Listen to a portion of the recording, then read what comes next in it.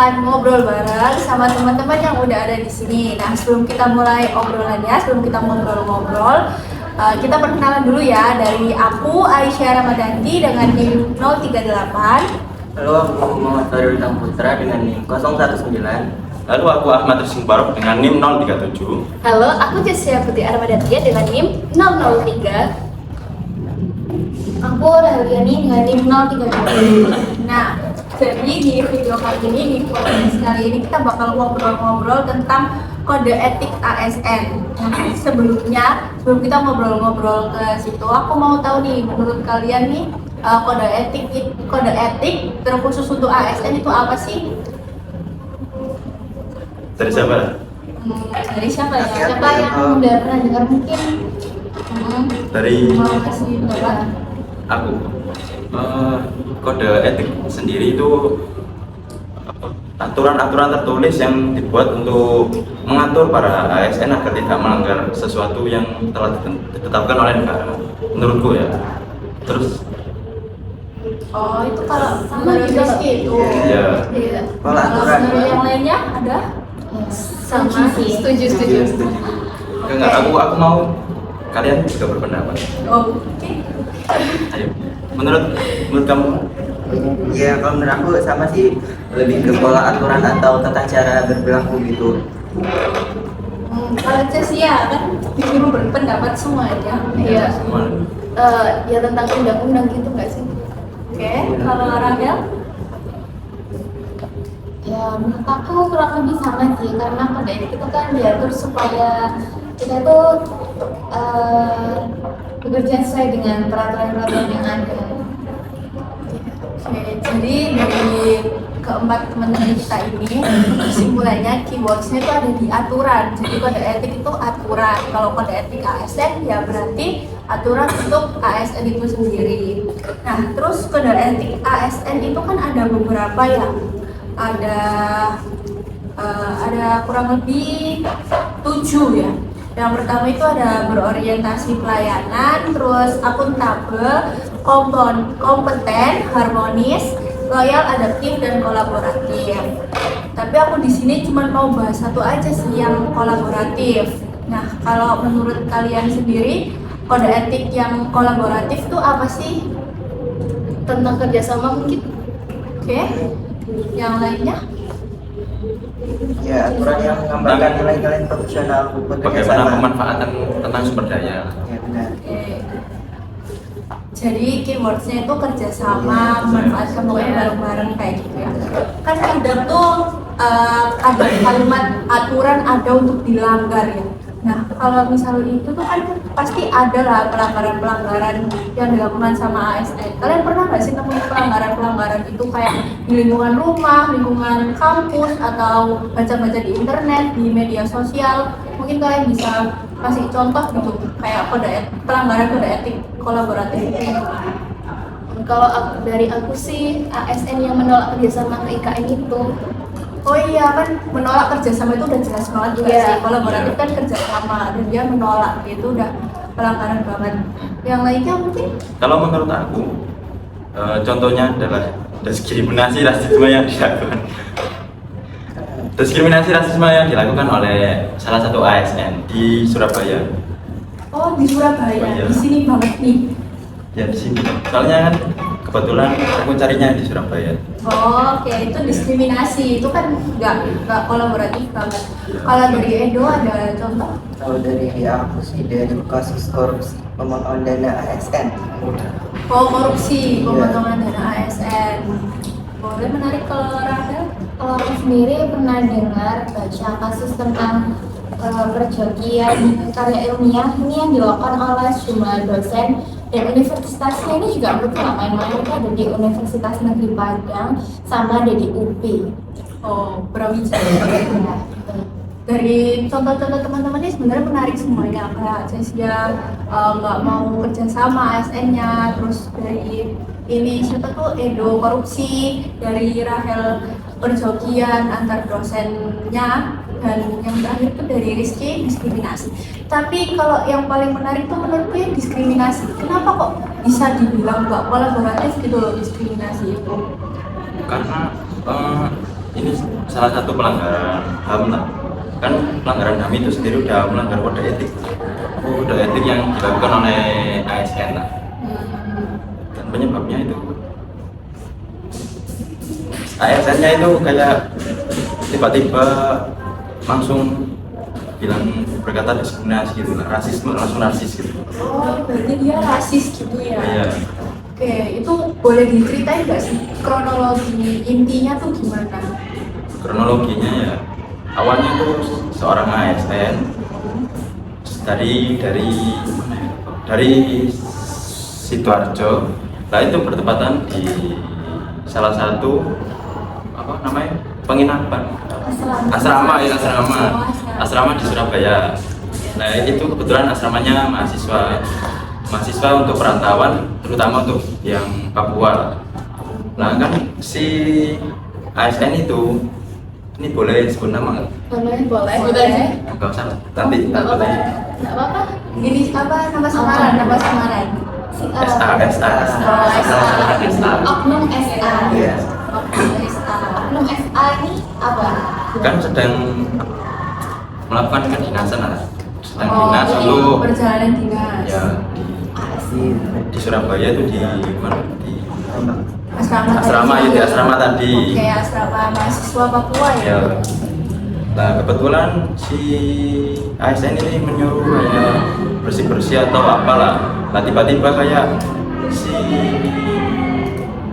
si korban yang mahasiswa Papua itu melakukan kesalahan dan mungkin tidak ada ketidaksengajaan langsung ngucapin kata-kata rasis itu. Oh, gitu. Dan langsung kayak kebetulan divideoin lalu viral akhirnya menyebar ke hampir seluruh Indonesia sampai ke Papua. Itu akhirnya menyebabkan adanya kayak demo di Papua sana katanya. Oh, sampai menyebabkan demo gitu ya? Ya. Jadi dampaknya tuh benar-benar luas banget. Iya, luas banget. Oke, terus tadi itu benar-benar menarik banget sih teman-teman, kayak diskriminasi, terus juga, tapi sebenarnya itu nggak semua ASN kayak gitu kan, udah disebutin di awal itu oknum, jadi kayak nggak semuanya, hanya ada 1 atau 2 ASN yang kayak gitu. Terus kalau dari itu tadi kan udah jelas ya dampaknya, mungkin dari teman-teman ada dampak lainnya nggak selain yang tersebar luas di internet kan, jadinya sampai ada demo di Papua itu sendiri, ada dampak lainnya misal kayak mahasiswanya jadi malu atau gimana gitu, nggak pede gara-gara kan namanya dia jadi terkenal di mana-mana, tapi terkenalnya konotasinya jelek negatif gitu, maksudnya nggak baik, jadi pasti dia juga ada pressure sendiri nggak sih?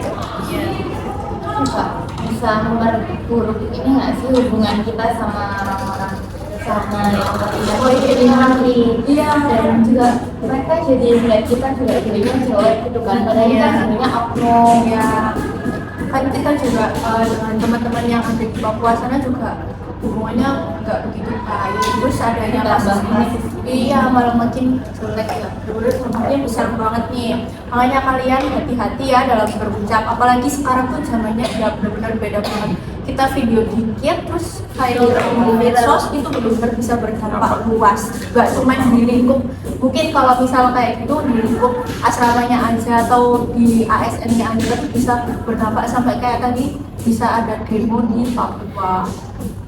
Nah, kalau misal udah kayak gitu,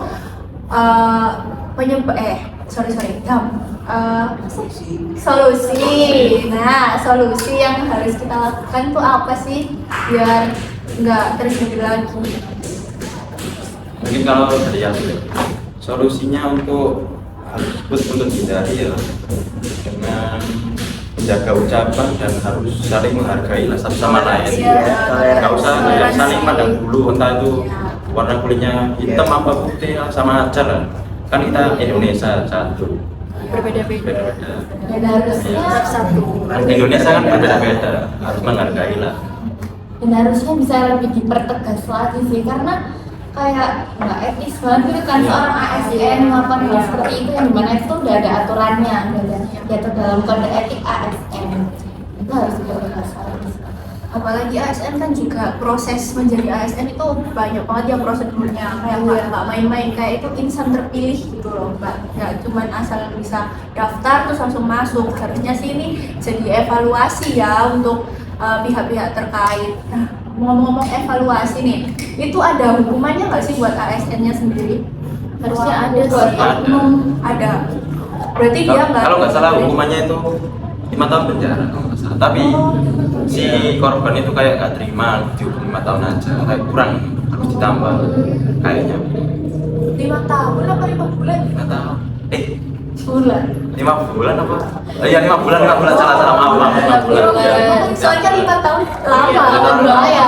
Kalau 5 bulan aku setuju nih, kurang. Soalnya kalau 5 tahun nambah lumayan. Lumayan. Iya, jadi berarti itu dihukum 5 bulan penjara.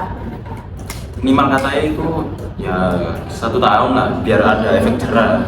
Oh iya ya, jadi biar dia introspeksi lah di penjara itu. Nah, Oke, nah itu tadi buat solusi dan lain-lainnya. Tapi sebenarnya aku nih masih penasaran banget nih, atas dasar apa sih kayak kronologinya tadi kan udah disebutin sama Rizky. Kalau misal ada satu hal yang buat si ASN oknumnya itu mendiskriminasi, nah itu hal apa yang bisa buat si ASN itu sampai mendiskriminasi? oke. Si ASN ini pada mulanya kayak nyuruh bersih-bersih ya. Terus Jadi, si korban itu melakukan kesalahan. Dan itu kebetulan di video sama salah satu orang di tempat itulah, di tempat itu di video kebetulan viral. Nah, viralnya itu pas bilang monyet. Jadi si ASN ini bahasa Inggris ya bukan monyet. Kenapa kok ASN itu tuh sampai melontarkan kata-kata itu? Nah, apa yang dilakukan? Kayak tadi kan menjatuhkan bendera. Nah, benderanya tuh bendera apa? Apakah itu bendera negara Indonesia atau Kalau negara di, kita? kalau di informasi itu biasanya belum dijelaskan. Mungkin itu yang kayak dipasang di kecamatan itu. Lalu bendera itu jatuh dan langsung secara spontan si ASN itu melontarkan kata-kata itu. Mungkin ada unsur kebencian mungkin atau kayak aku mangkel ambil orang inilah jengkel. Oh, Mungkin ada kebencian sendiri lah jadi mungkin. kayak ada dasar pribadi ya, Ya. kayak mungkin masalah sama dirinya sendiri yang anggap sama Iya. aku nggak Tapi sama kenapa ya? kayak karena mungkin ya orang di sana mahasiswa Papua itu kan umumnya tuh beda lah sama rata-rata orang Indonesia kayak minoritas. Ya, secara kemudian dari ciri fisiknya terus logatnya.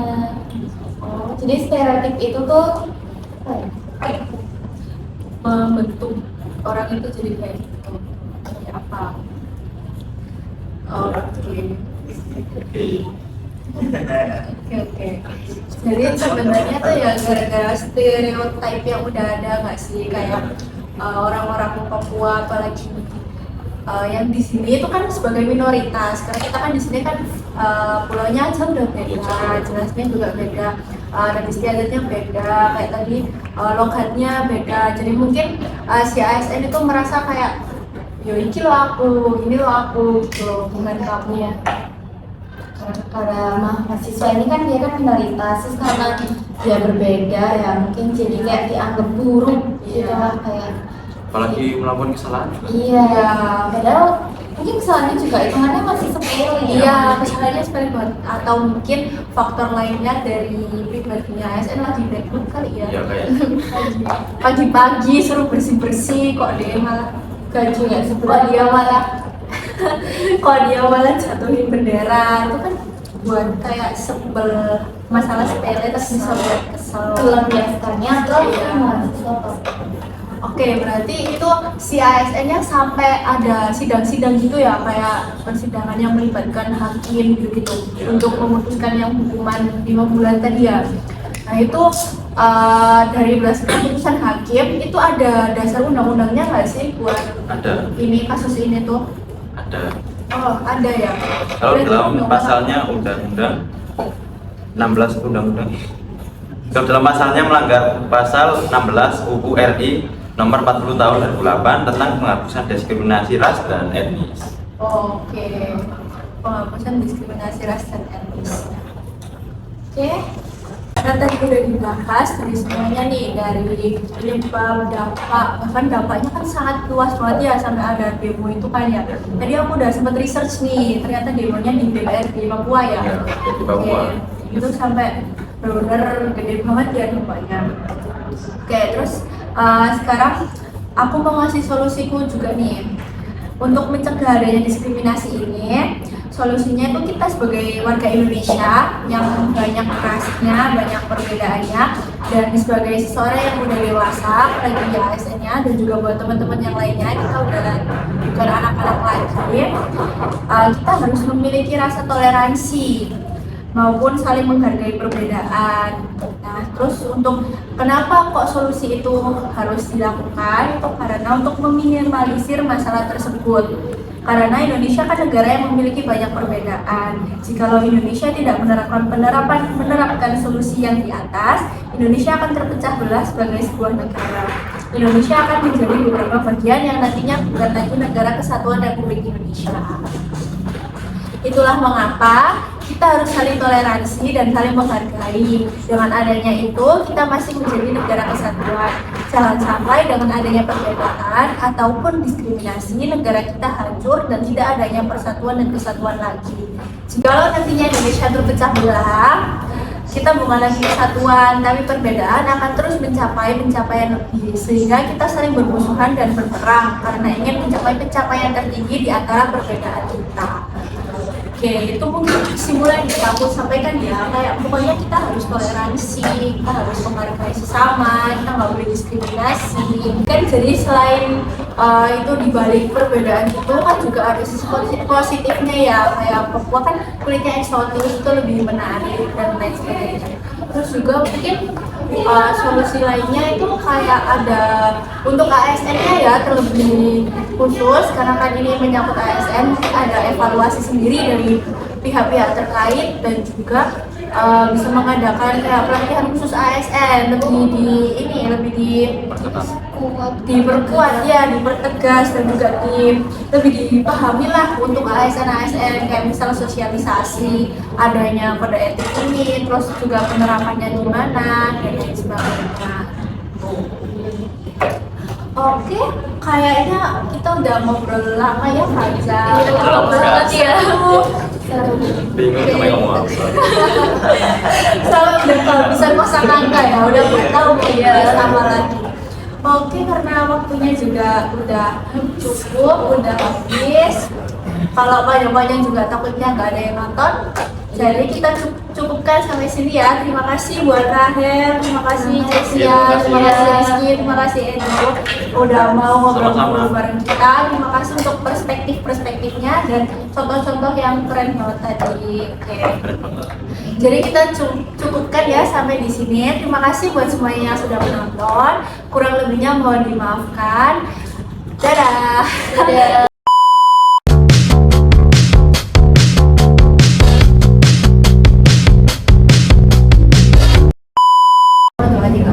Halo semuanya. Halo semuanya. Ahmad. Halo semuanya. Ahmad Rizky Mubarok dengan NIM 033.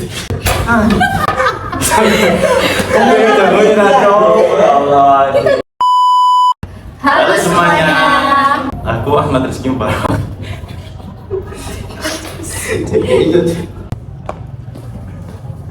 Pakai konser gitu. Nama ada Oh. Ahmad Rizky Mubarok ya. Halo semuanya. Halo, aku Ahmad Rizky Mubarok dengan NIM 037.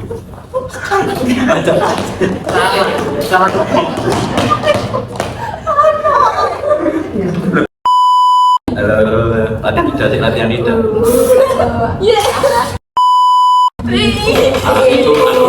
Aku dengan NIM 037. Aku. Aku Ahmad Rizky Mubarok dengan NIM 037. Terus ditekan aja. Aku NIM ya, aku NIM. Ahmad Rizky Mubarok dengan NIM 037. Aku aku